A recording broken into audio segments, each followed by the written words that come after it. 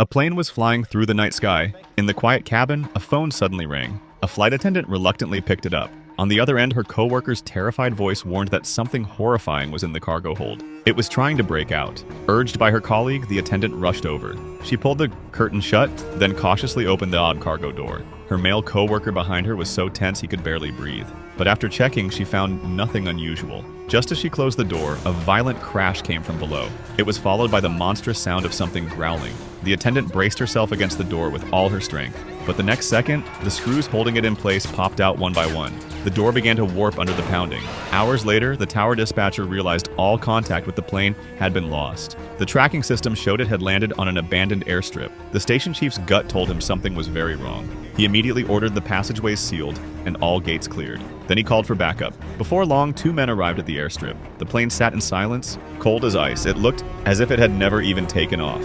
Every window shade was shut except for one faint blue glow. Realizing the severity of the situation, the chief ordered his men to alert all departments. No one was to leak what was happening here because it was very likely no one had survived. Strangely, when they used audio detectors, they picked up no signs of life. The only sound was a strange, heavy breathing, and it was definitely not human.